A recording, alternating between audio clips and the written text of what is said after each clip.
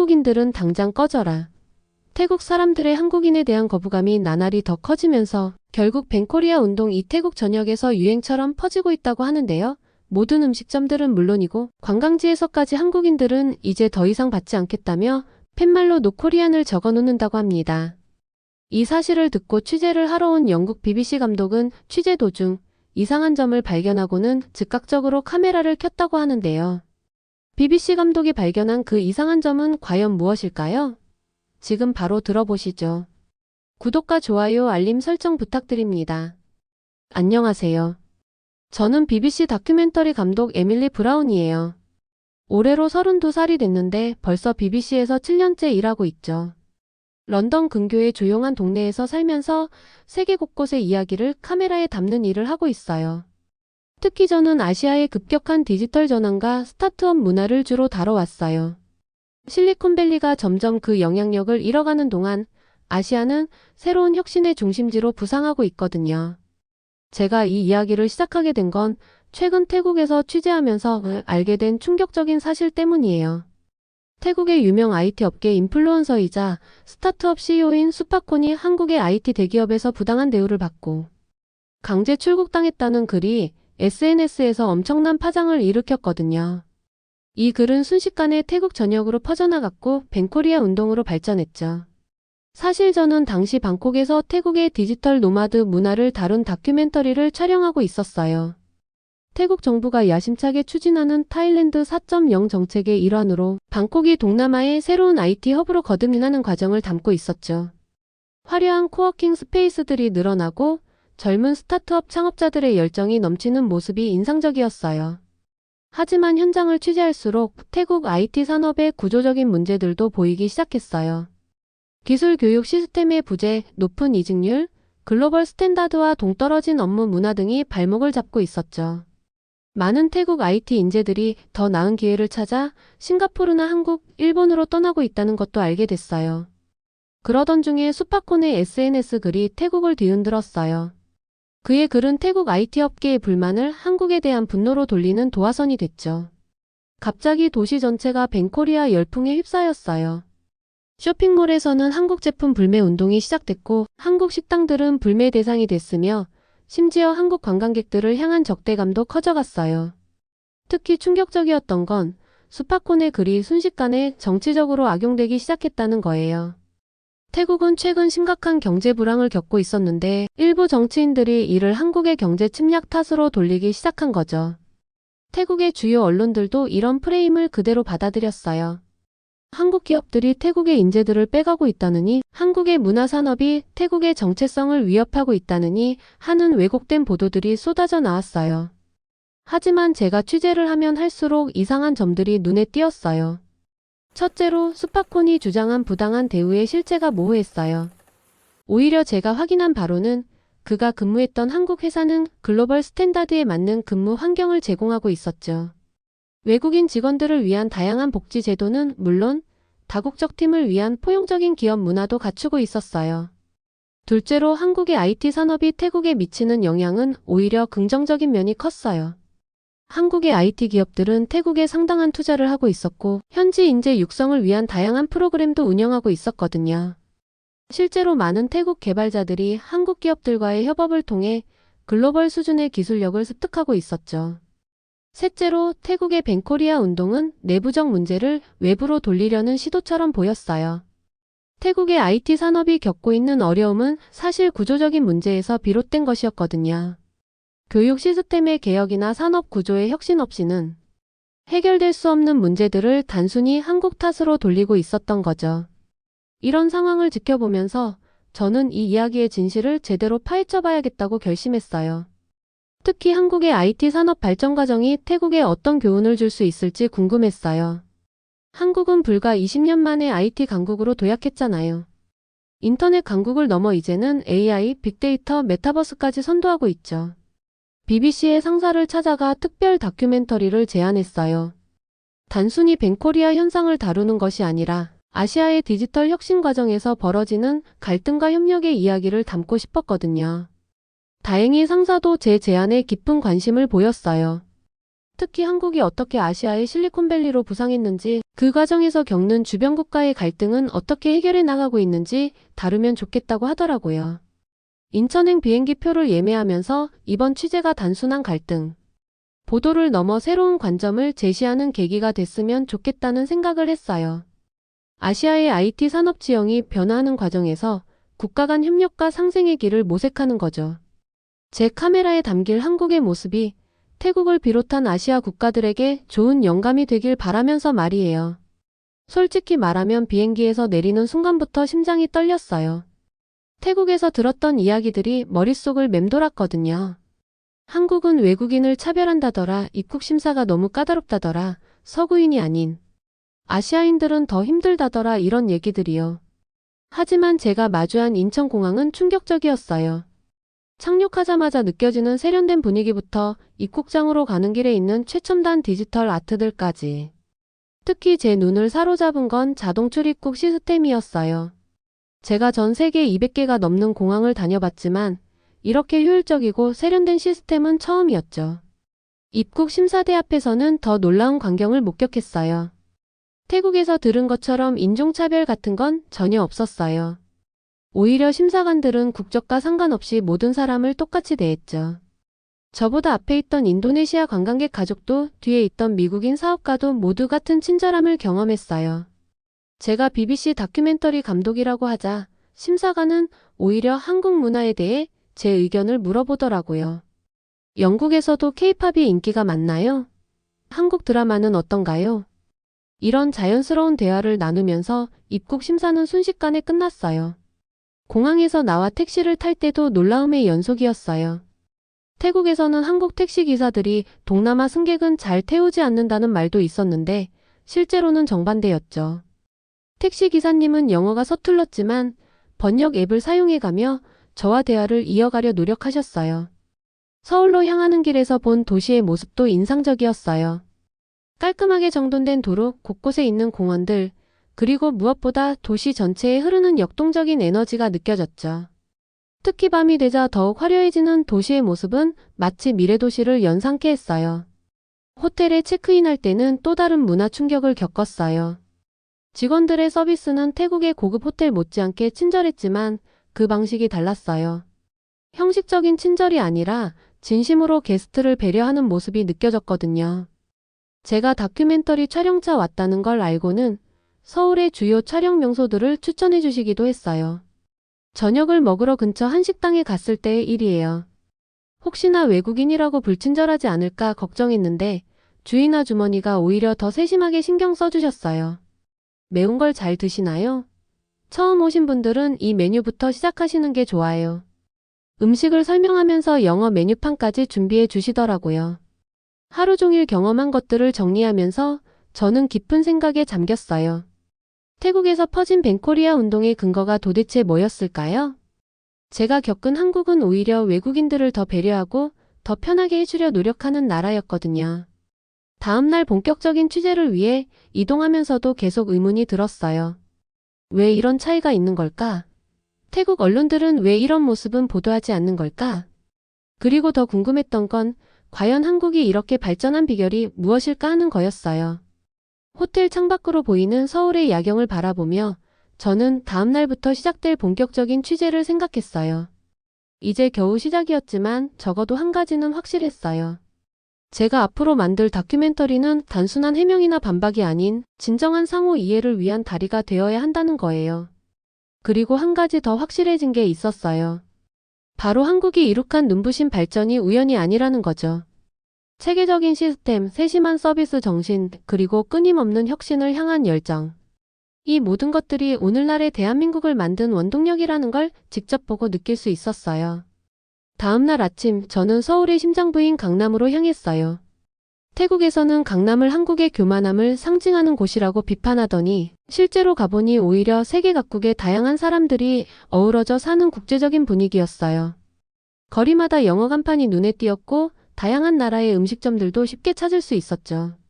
특히 인상 깊었던 건 스타트업 회사들이 모여있는 테헤란로였어요.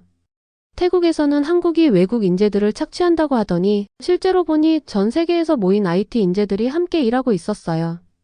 글로벌 기업의 R&D 센터부터 작은 스타트업까지 국적을 초월한 협업이 자연스럽게 이뤄지고 있었죠. 점심시간에 들른 한 스타트업 구내식당에서는 더 놀라운 광경을 목격했어요. 인도 개발자, 미국 디자이너, 유럽 기획자들이 한국 직원들과 함께 어울려 식사하는 모습이었죠. 태국에서 들은 한국은 폐쇄적이다라는 말이 무색할 정도였어요. 오후에는 한국의 의료 시스템도 경험해봤어요. 갑자기 생긴 두통 때문에 근처 병원을 찾았는데 태국에서 몇 시간씩 기다려야 했던 것과 달리 30분 만에 진료부터 약 처방까지 모든 게 끝났어요. 심지어 영어로 된 진단서까지 준비되어 있더라고요. 저녁에는 한강공원을 찾았어요. 태국에서는 한국은 너무 삭막하다고 하던데 실제로 본 한강공원은 생기가 넘쳤어요. 퇴근 후 운동하는 사람들, 피크닉 즐기는 가족들, 버스킹하는 청년들까지. 도시의 삭막함을 푸른 자연과 문화로 채우는 모습이 인상적이었죠. 이렇게 하루 종일 서울을 둘러보면서 든 생각은 제가 취재해야 할 건 벤코리아 현상이 아니라 오히려 한국은 어떻게 이런 발전을 이룰 수 있었나라는 거였어요. 시민들의 높은 시민의식, 효율적인 공공 시스템, 전통과 현대가 조화를 이루는 문화까지. 이 모든 게 한국을 특별하게 만드는 요소들이었으니까요. 그리고 한 가지 더 확실해진 게 있었어요. 태국에서 퍼진 벤코리아 운동은 어쩌면 우리 태국 사회의 자격지심과 열등감의 표현이 아니었을까 하는 거예요. 한국의 성공을 시기하고 비난할 것이 아니라 오히려 배우고 협력해야 할 대상으로 봐야 하지 않을까요? 하루를 마무리하며 저는 제 다큐멘터리의 방향을 새롭게 정했어요. 단순히 벤코리아 현상을 다루는 게 아니라 한국이라는 나라가 어떻게 이토록 놀라운 발전을 이룩했는지 그리고 이웃 나라들이 여기서 무엇을 배울 수 있는지를 보여주는 다큐멘터리를 만들기로요. 본격적인 취재를 위해 강남의 한 태국 레스토랑을 찾았어요. 2층짜리 작은 가게였지만 태국 교민들 사이에서는 꽤 유명한 곳이라고 해요. 평일 점심시간이었는데도 웨이팅이 있을 정도로 사람들로 북적였죠. 하지만 가게에 들어서자마자 느낀 건 묘한 긴장감이었어요. 다들 조용히 식사만 하고 있었고 누군가 들어오면 경계하는 듯한 눈빛을 보냈죠. 처음에는 아무도 제 질문에 답하려 하지 않았어요. 하지만 제가 태국 현지 상황과 벤코리아 운동에 대해 이야기를 꺼내자 한 테이블에서 조심스럽게 손짓을 했어요. 그곳에는 4명의 태국인이 앉아 있었는데 모두 IT 업계에서 일하는 분들이었어요. 사실 우리도 답답해요. 40대 초반으로 보이는 남성이 말을 시작했어요. 방콕에서 IT 회사를 운영했던 그는 태국의 현실을 적나라하게 들려줬어요. 태국에서는 실력 있는 개발자를 찾기가 너무 어려워요. 대학 교육이 현실과 동떨어져 있거든요. 게다가 정부의 부패와 비효율적인 시스템 때문에 스타트업들이 성장하기 힘들죠. 옆자리의 젊은 여성도 이야기에 동참했어요. 그녀는 방콕의 유명 대학을 나왔지만 태국에서는 제대로 된 기회를 찾지 못했다고 해요. 태국에서는 실력보다 인맥이 더 중요해요. 좋은 대학을 나와도 돈 있는 집 자녀들보다 앞서기 힘들죠. 승진도 프로젝트도 모두 뒷거래로 이뤄져요. 점심시간이 지나고 사람들이 듬성듬성해지자 더 깊은 이야기들이 나왔어요. 특히 태국의 마약 문제는 심각한 수준이었어요. 요즘 태국 마약 조직들이 한국에 있는 태국인들을 노리고 있어요. 처음에는 일자리를 소개해준다며 접근했다가 나중에는 마약 운반을 강요하죠. 불안정한 체류 신분을 약점 잡아 협박하는 거예요. 실제로 최근 태국 마약 조직의 한국 침투가 심각한 문제로 대두되고 있었어요. 방콕의 유명 마약 조직들이 한국을 새로운 시장으로 노리고 있다는 거예요. 태국 정부는 이 문제를 해결할 의지도 능력도 없어요. 오히려 일부 고위 공직자들이 마약 조직과 결탁했다는 소문도 있죠. 태국의 교육 시스템 문제도 심각했어요. 한 개발자는 자신의 경험을 이렇게 털어놨어요. 태국의 IT 교육은 10년 전이나 지금이나 똑같아요. 여전히 구시대적인 기술만 가르치죠. 실무에서 필요한 최신 기술은 독학으로 배워야 해요. 반면 한국은 대학, 기업, 정부가 협력해서 체계적인 교육 시스템을 만들었더라고요. 오후가 깊어갈수록 이야기는 태국 사회의 구조적인 문제들로 이어졌어요. 극심한 빈부격차, 정치적 불안정, 비효율적인 행정 시스템. 한 참석자는 태국은 겉으로는 화려해 보여도 내부는 골마가고 있어요. 관광산업에만 의존하다 보니 다른 산업은 전혀 발전하지 못했죠라고 말했어요. 특히 태국의 청년 실업 문제는 심각한 수준이었어요. 방콕의 유명 대학을 나와도 취직이 힘들어요. 취직해도 월급이 터무니없이 낮고요. 그래서 많은 젊은이들이 해외로 떠나요.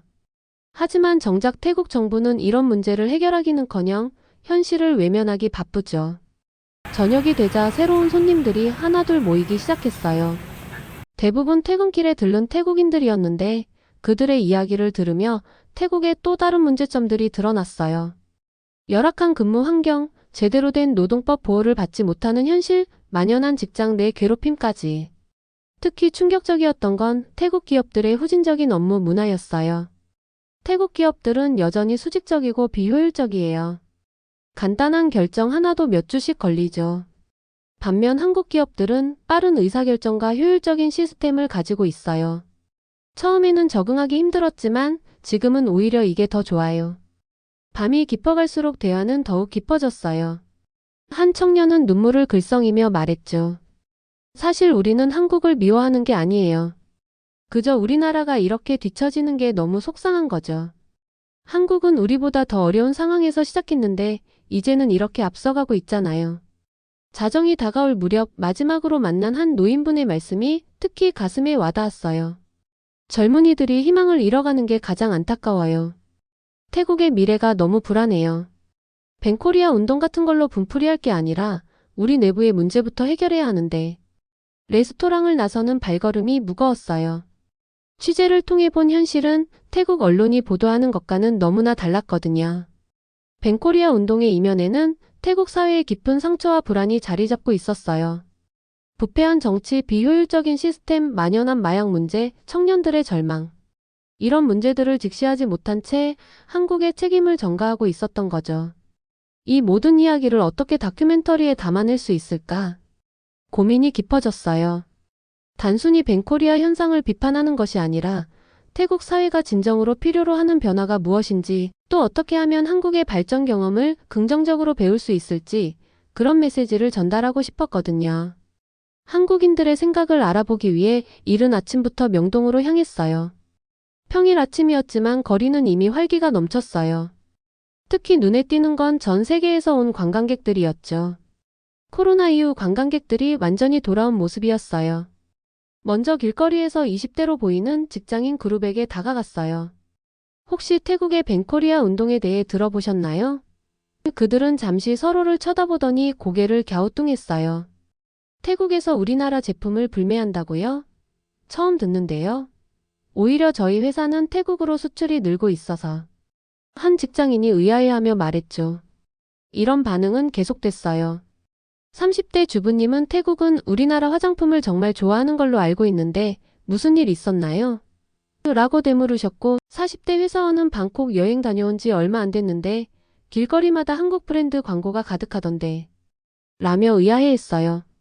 점심시간 을지로의 한 직장인 식당에서 더 많은 이야기를 들을 수 있었어요. 한 테이블에 앉아있던 IT 회사 직원들은 오히려 태국에 대한 긍정적인 생각들을 들려줬어요. 우리 회사도 태국 지사가 있어요. 태국 직원들이 정말 성실하고 배우려는 의지가 강해요. 실력도 좋고요. 특히 인상적이었던 건 한국 기업의 현지화 전략이었어요. 한 임원급 직원은 이렇게 설명했죠. 저희는 태국 지사에서 현지 인재를 적극적으로 채용하고 있어요. 단순히 저임금 노동력을 찾는 게 아니라 현지 시장을 이해하는 우수한 인재를 뽑으려고 노력하죠. 태국 직원들의 연봉도 업계 최고 수준으로 맞추고 있고요. 오후에는 대학가인 신촌을 찾았어요. 대학생들의 반응은 또 달랐죠. 태국 친구들이 많은데 오히려 그들은 한국에서 일하고 싶어 해요. 기회가 많고 배울 게 많다고. 한 대학원생은 자신의 연구실에 있는 태국인 동료 이야기를 해줬어요.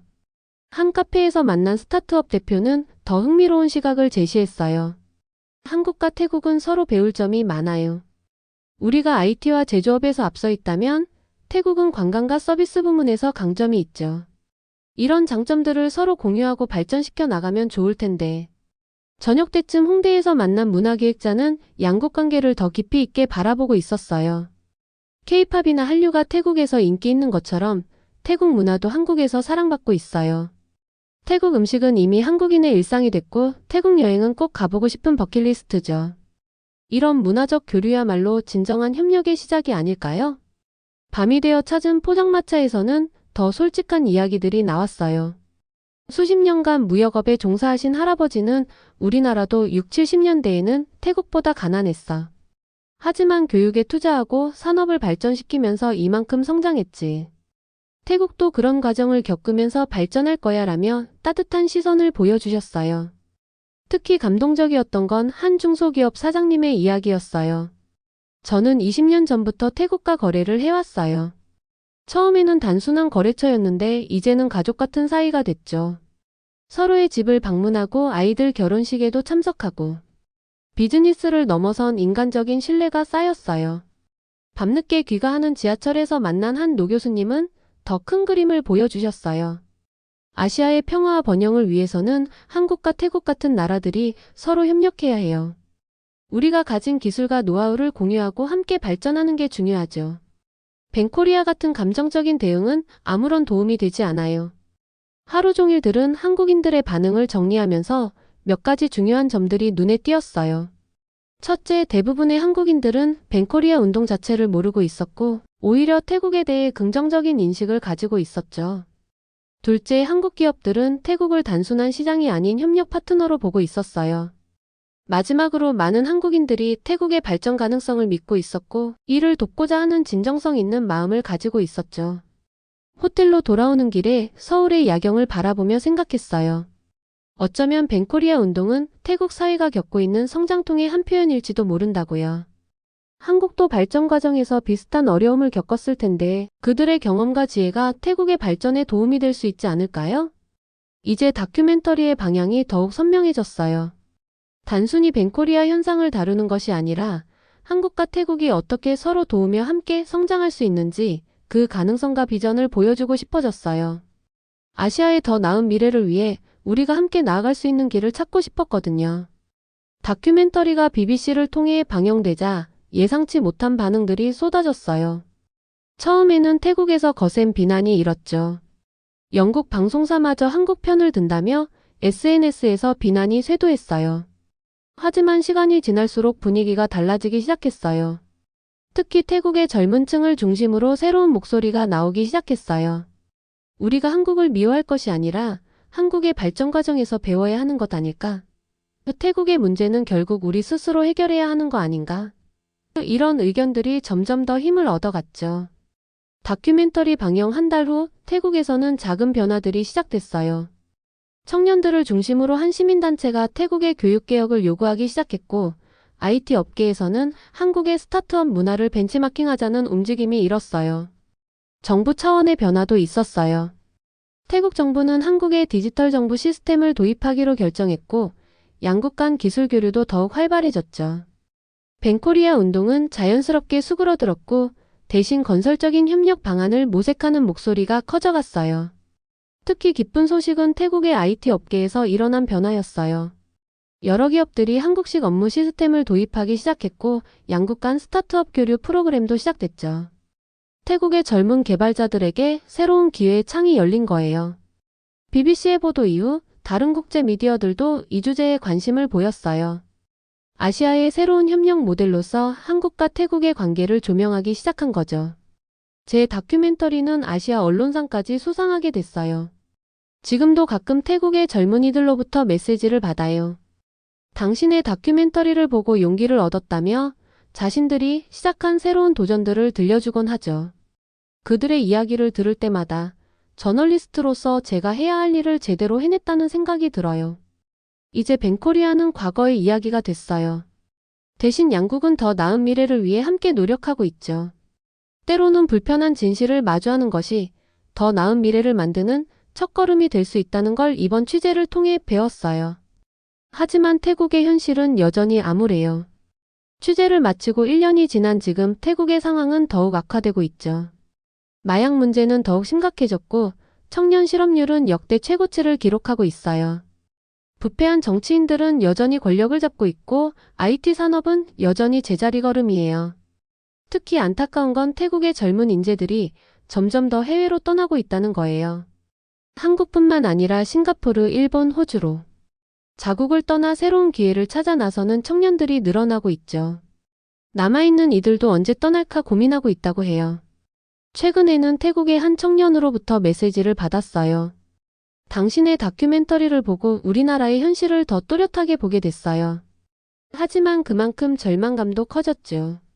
이대로는 영원히 한국을 따라잡을 수 없을 것 같아요. 결국 벤코리아 운동은 실패로 끝났지만 그 과정에서 드러난 태국의 깊은 상처들은 아무도 치유하지 못하고 있어요. 오히려 한국과의 격차는 더 벌어지고 있죠. 이제는 그저 관광산업에 의존한 채 천천히 무너져가고 있는 것만 같아요. 가끔 그때 만났던 태국 교민들의 소식을 들어요. 대부분 고국으로 돌아가지 않았대요. 돌아가봤자 미래가 없다고. 그들의 한숨 속에는 조국에 대한 애정과 실망감이 복잡하게 얽혀 있었죠. 저는 이제 다시 런던으로 돌아왔지만 태국의 이야기는 여전히 제 마음 한켠을 무겁게 짓누르고 있어요. 어쩌면 이번 취재는 저에게 하나의 큰 질문을 남긴 것 같아요. 과연 한 나라의 미래는, 그리고 그 속에서 살아가는 사람들의 꿈은 이렇게 쉽게 무너질 수밖에 없는 걸까요? 지금까지의 사연 어떻게 들으셨나요? 다음에 더 재밌는 사연으로 돌아올게요. 감사합니다.